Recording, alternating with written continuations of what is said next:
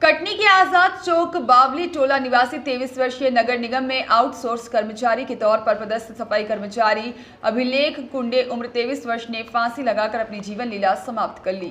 दरअसल मिली जानकारी के अनुसार अखिलेश कुंडे 19 सितंबर की दोपहर में नगर निगम की हाका गैंग के साथ शहर की विचरण करने वाले आवारा पशुओं को पकड़ने गया हुआ था।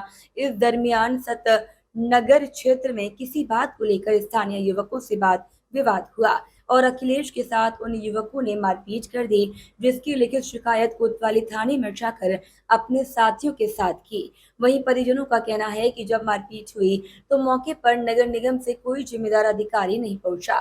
इसके बाद अखिलेश डिप्रेशन में था, जिससे कि उसने आत्महत्या कर ली। वहीं इस पूरे मामले को लेकर सफाई कर्मियों ने नगर निगम का घेराव करते हुए अपनी सुरक्षा के साथ दोषियों पर कार्रवाई की मांग की, साथ ही पीड़ित के परिवार को मुआवजा देने की बात कही। फिलहाल कोतवाली पुलिस ने मारपीट करने वाले युवकों के ऊपर मारपीट की धाराओं के तहत मामला दर्ज किया है और इस पूरे मामले में पुलिस जांच कर रही है। कर्मचारी की फांसी लगा के मौत होने का मामला सामने आया और परिजन यहाँ पर घेराव किए, क्या कारण था, क्या मांग की है?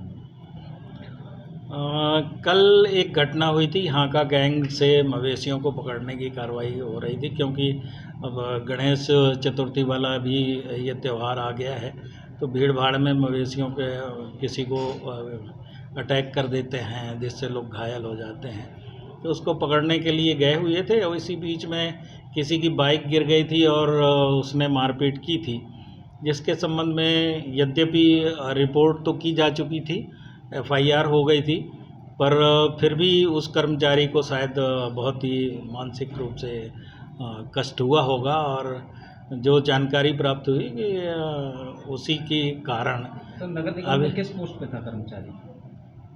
वो तो अभी श्रमिक के रूप में काम कर रहा था। वो तो उसको क्या सहायता राशि वगैरह मुहैया कराई जाए? अब वो आउटसोर्स पे काम कर रहे हैं, नगर निगम का इस तरह से कर्मचारी नहीं है, अब तो आउटसोर्स से ही कर्मचारी रखे जाते हैं।